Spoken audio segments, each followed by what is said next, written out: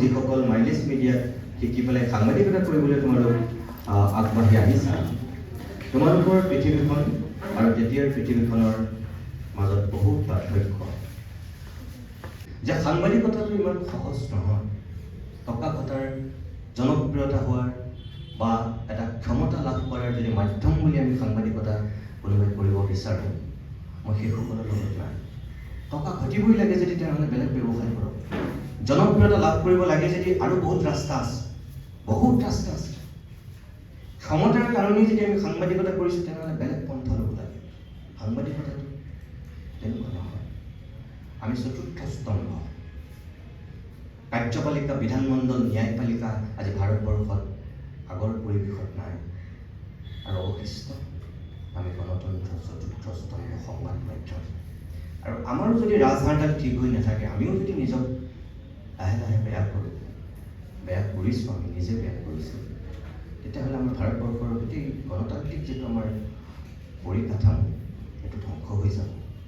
আমাৰ ৰজাঘৰ প্ৰজাঘৰ সকলোৱে চেষ্টা কৰিছে অৱশিষ্ট এই স্তম্ভটো চেষ্টা কৰি দিবৰ কাৰণে। কিন্তু তাৰ মাজত আমি বহুত প্ৰত্যাহ্বান গ্ৰহণ কৰি আমি কোনোবাই নহয় কোনোবাই যুঁজিব লাগিব, জিনিব লাগিব, আমি জীয়াই থাকিব লাগিব।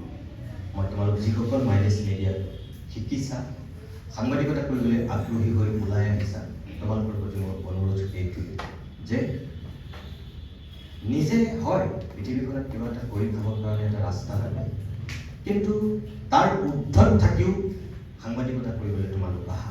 অন্ততঃ ৰেছপনচিবিলিটি লৈ সমাজখনৰ কাৰণে, জাতিটোৰ কাৰণে, দেশখনৰ কাৰণে আমি যাতে কোনোবাই কিবা এটা কৰিব পাৰে, সেই মনোভাৱেৰে তোমালোক ওলাই আহা।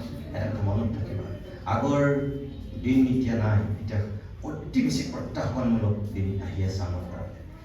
প্ৰিণ্টৰ অৱস্থা বেয়া। 2016 চনত আমেৰিকাৰ নিচিনা দেশত 10% বাণিজ্য হ্ৰাস হৈছে প্ৰিণ্টত। 10%, 10% তেওঁলোকৰ বিজ্ঞাপন নোহোৱা হৈ গৈছে আমেৰিকাৰ নিচিনা দেশত। আমাৰ নিচিনা ভাৰতবৰ্ষত এতিয়া কি অৱস্থা হৈছে? অসমত লাহে লাহে চাৰ্কুলেশ্যন কমি আহিছে। এটা সময় আছিল মানুহে প্ৰথম খবৰ পাইছিল ক'ত? ৰেডিঅ'ত, দূৰদৰ্শন। ৰেডিঅ' শুনাৰ পিছতো মানুহে কিন্তু পিছদিনাখন বাতৰি কাকতখনৰ কাৰণে বাট চাই আছিল। চাহকাপ হাতত লৈ বাতৰি কাকতখনৰ কাৰণে মানুহ অধীৰ আগ্ৰহেৰে ৰৈ আছিল। ৰেডিঅ'ৰ বাতৰিটোৰ বিস্তাৰিত ৰূপ বাতৰি কাকতত পাব। আমেৰিকাত 60 চনতেই কম্পিউটাৰ আহিল। আমাৰ ভাৰতবৰ্ষত কেতিয়া আহিল? 80 চনত। অসমত কেতিয়া আহিল? তাতকৈ পিছত। ৰাজীৱ গান্ধীৰ প্ৰধানমন্ত্ৰীত্বৰ দিনত কম্পিউটাৰ আহিল, পিছত টেলিভিশ্যন আহিল। আমি তাৰ পিছতো বাতৰি কাকতৰ ওপৰত আস্থাৰ বিশ্বাস ৰাখিলোঁ টেলিভিশ্যন, কম্পিউটাৰ অহাৰ পিছত। কিন্তু এতিয়া বাতৰি কাকতৰ ওপৰত না আস্থা আছে, না এতিয়া টিভিৰ ওপৰত আস্থা আছে। মানুহে এতিয়া কিহৰ ওপৰত আস্থা ৰাখিছে? মোবাইলটোৰ ওপৰত। কাৰণ গোটেই মানুহে এতিয়া মোবাইলত বাতৰি চায়। দিন সলনি হৈ গৈছে। তুমি টেলিভিশ্যন এংকৰ থাকিবনে নাই এতিয়া সন্দেহ আছে। কাৰণ এইখন ভাৰতবৰ্ষত এতিয়া আৰম্ভ হৈ গৈছে AI যুগ। এতিয়া ChatGPTৰ যুগ আহি গৈছে। এতিয়া ৰবটে নিউজ পঢ়িছে।